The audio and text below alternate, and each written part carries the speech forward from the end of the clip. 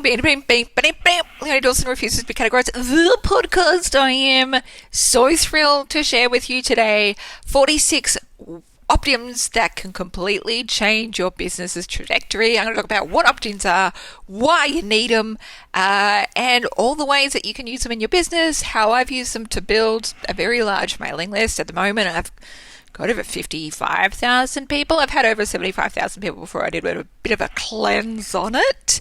Mailing lists get juice cleansers too. Ew.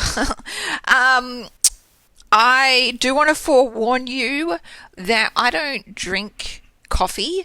I very rarely have caffeine. I have one chai tea in the mornings, and that really just, hello, a bit of a pep up. This personality doesn't need much caffeine, clearly, but I've decided to treat myself, and it's 10:30 and I have had another half cup of English breakfast. So buckle the fuck up. This is going to get real interesting, my loves. It's going to get real interesting. Righto, so as usual with these business success series that I'm doing, you can go over to leoniedawson.com/biz5, BIZ5, and you can read all of this. You can see the companion pictures. You can download the free workbook as well to help you work out what kind of opt-in you want, and if you want to keep a list of those 46 ideas for you, all that gorgeous stuff. So you might be saying to me, Leonie, that's great. You've had 1.5 cups of tea this morning, but what the fuck is an opt-in? You are welcome. I am here and I could not be more excited to tell you. So an opt-in is also called a lead magnet in this business as well, but it's something that you give away for free in exchange for an email address. And then once you've got that email address, you can add them to your mailing list and send marketing emails to newsletters, sales emails, all that kind of stuff. And if you ask me, and you should ask me, and I am absolutely fucking correct in this, free opt-ins really are a business staple. They have so many users. They're a brilliant tool, and they help your business in 3 ways. 1, they grow your mailing list. They grow your mailing list. They grow your mailing list. And your mailing list is far more important than your social media followers. Instead of spending all this fucking time on growing your social media following, grow your mailing list instead. Because people on your mailing list are 40 times more likely to buy from you than a social media follower. Not 40. So if you want to make 40 times the amount of money that you're making right now, add them to your fucking mailing list. That's what you want. That's what you want to give a fuck about. And also, I've ranted about this all the way over from last decade to this decade and beyond, is that your mailing list is built on your own land. Social media is not. You're building your business on borrowed land that can be taken from you at any point in time. The algorithm can prevent you from contacting your customers. It sucks. Your mailing list, however, you absolutely own that mailing list. You can take it with you, whichever email marketing company you are using. The database is yours, and it's a business asset. If you ever sell your business or need to do any bank financing with your business, they are going to look at your mailing list size, and that is far more important than anything else. So if lead magnets are going to build your mailing list, fucking hip hip hurrah, get onto the lead magnets, get onto the opt-ins, and really focus your energy on growing that mailing list of yours, because it is gold. What's more, opt-ins can help increase your sales and introduce people to your work without them having to spend a cent. So opt-ins, they're the bomb diggity. They help to build your know, like, and trust factor. They're an irresistible incentive to join your mailing list. They're a way to sample your work. They're a way to upsell people into buying from you. And really, it gives people this idea that, like, if you're giving this away for free, how great will your paid stuff be? Now, I want to give you some ideas of opt-in offers. And so I wrote a bit of a list for you, and I've come up with 46 types of free opt-in offers. And this is not a comprehensive list. There's so many more things that you can experiment with. There's so many possibilities. It's only limited to your own imagination. Things that you could use in exchange for people's email addresses is a discount, like 10% off your first offer. I know like Opt-in Monster also does these fancy spinning wheels as well, where you could like earn free gifts or discount or free shipping, whatever. Amazing. Free shipping coupons are amazing. Ebooks, PDFs, checklists, worksheets, templates, scripts, sample documents, printables like posters or colouring in pages, a resource list, doing a challenge, having a membership site, calendars, ebooks, a video or a video series. You could have a plan, like a 5-day plan. You could give them prompts, 100 ideas to ... It could be an email course, like a program that's sent to them via email over 5 days or even a month. You could offer a teleseminar. You could give them some kind of calculator. You could offer access to some kind of forum, like a self-hosted forum, a Slack channel, Facebook group, whatever you like to host your forums on. You could offer access in that direction in exchange for an email address. You could give a tutorial. You could do a quiz. Those could be really, really fun. You could have some kind of planner. You could do a toolkit, a calendar, a vault, or a library of things. You could give them a spreadsheet, a website app, like a tool that people need to log into to use. You could give away an audio workshop. You could do recipes or some kind of report that would be interesting for your target market. You could have some kind of gated content, like a lot of people will share part of an article publicly, but then they need to sign up to the mailing list in order to read the rest of it, or even pay to read the rest of it. Meditations, affirmation tracks, webinars, live workshops, physical CDs, and you can offer that with free or paid mailing, a physical DVD with free or paid mailing. You could have like a waiting list, like if you have closed enrollments on a program currently, you could have a waiting list for next time you open up, but everyone who goes onto your waiting list then goes onto your mailing list as well. You could have a sample of your product with free or paid mailing. You could give away a free 7-day, 14-day, or a 30-day trial to whatever it is that you offer. Some people even have printed books that they use as opt-ins, and people can either pay for the mailing or they'll take care of it themselves. And here's the thing, they're all doing like the data on it to make sure that whatever they're giving you, they're going to, on average, earn more back from you. You could give them a sample book chapter, a free coaching session, Cliff's Notes or illustrated notes of books, conferences, workshops, etc. You could even do like an anthology of guidance from you and other teachers in your field. It really is like an unlimited, it's unlimited to what you feel like that would be a useful thing to give to people. So it's not even for online businesses that can only do this. You know, I've had a look around for a kitchen company, you know, for somebody who does renovations. And there was a website of a local company, a local kitchen renovation company, and they offered a free guide on how to design your kitchen, the timeline, the different kinds of materials you could use. It was an awesome little like 10 to 20 page resource on it, and it definitely made me think, like, if I'm going to go ahead with this, I'm absolutely going to use these people because it's so much more helpful and I feel so much better guided through this process, and it's really helped me build my know, like, and trust factor with this company. So it can work in all kinds of businesses. Now, if you go and have a look at the free shit on my website, there's a page, free shit. You can find all the different kinds of opt-ins that I've offered over time, including like a best day ever meditation, a quarantine planner, 100 ways to market your business ebook, an e-course on 15 glorious reasons you should sell an e-course now. I got shit tons of printables and posters, all kinds of things. And I've done anthologies, I've done webinars, I've done teleseminars, I've done the world's biggest summit, which had over 100 teachers involved in it. I've done all kinds of things to grow my mailing list. Now, one like success tip, right, is that when you do create your free thing, and you don't have to like just do one, you can like create many, and you will over the course of your lifetime. So don't get too stuck on making the perfect one. Just fucking create something and put it out there. Like, progress is better than perfection. But you have to remember, like, just because it's free, it doesn't mean that you have to that you don't have to market it. You absolutely have to market the shit out of your opt-in.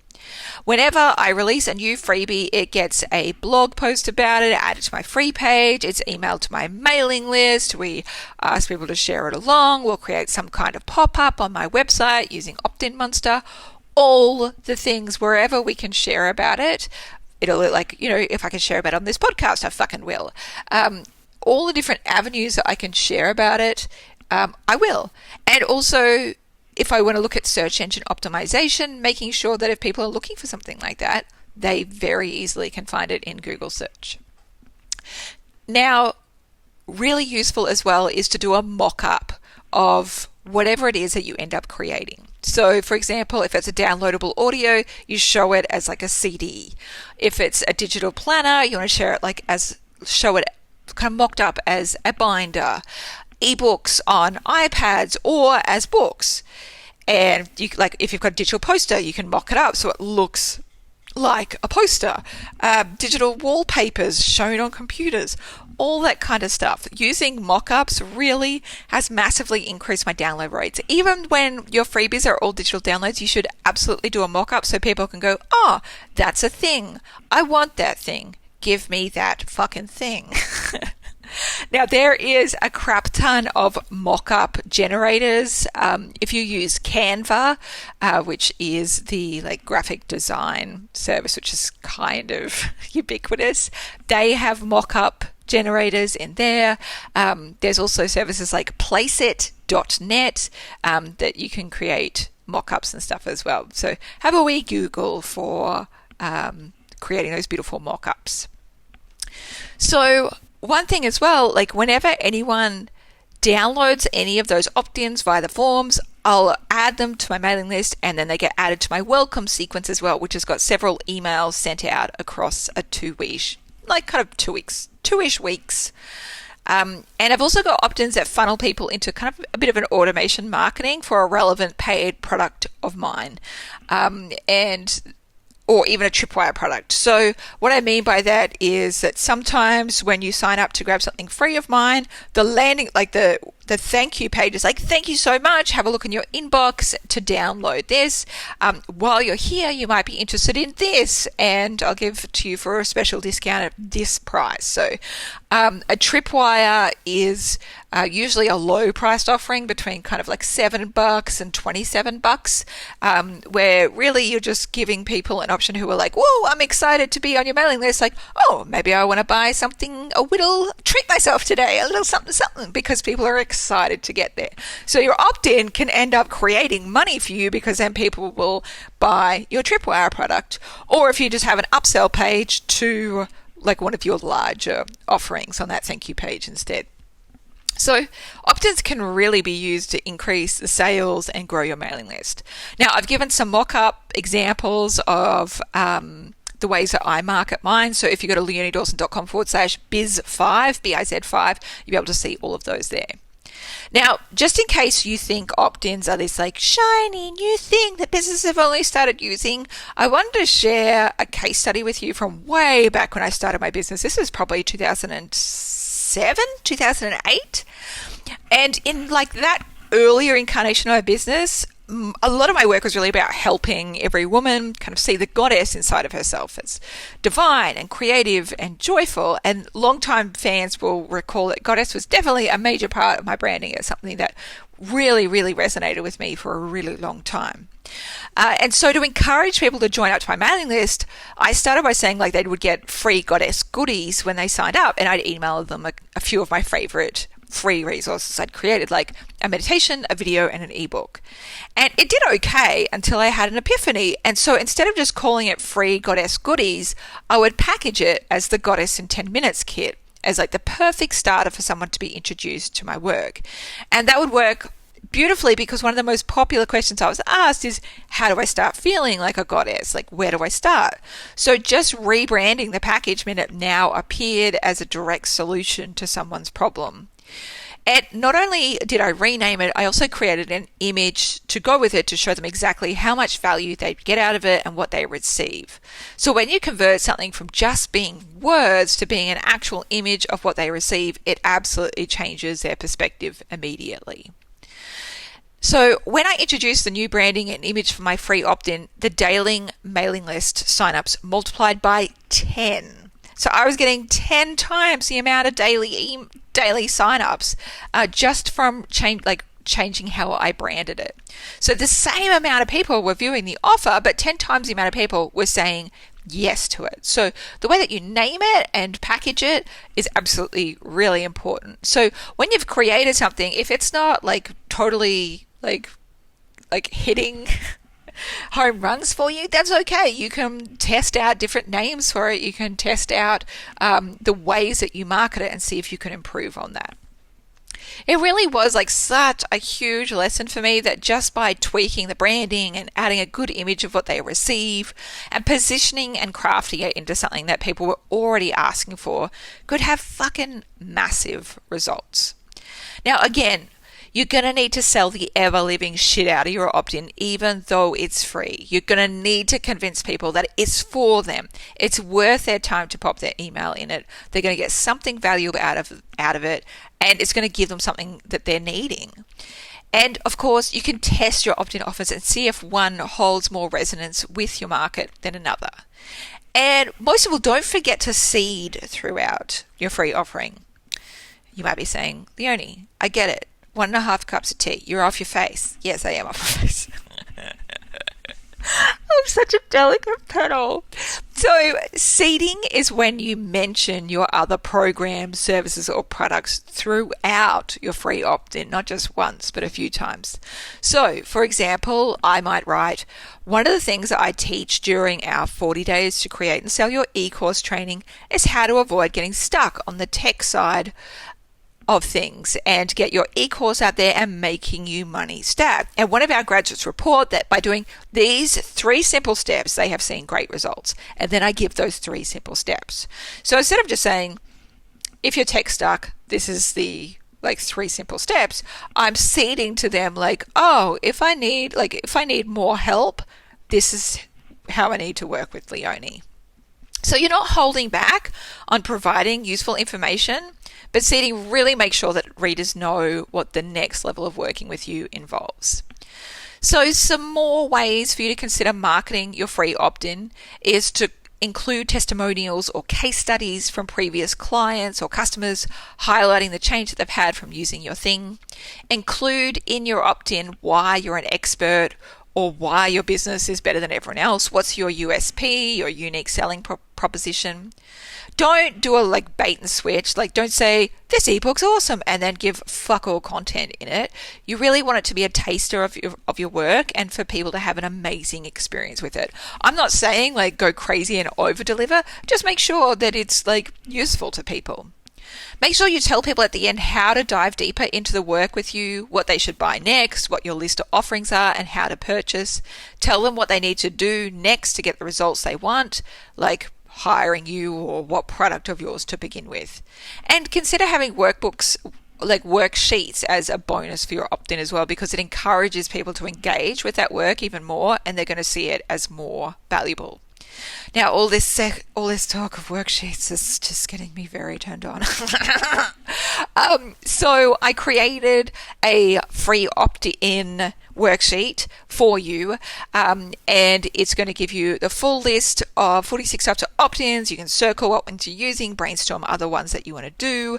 It's going to give you some advice on optimizing existing opt-ins, brainstorming and designing an amazing opt-in, and then making sure that you improve it so it increases your sales as well. So again, leoniedawson.com/biz5 for that free workbook.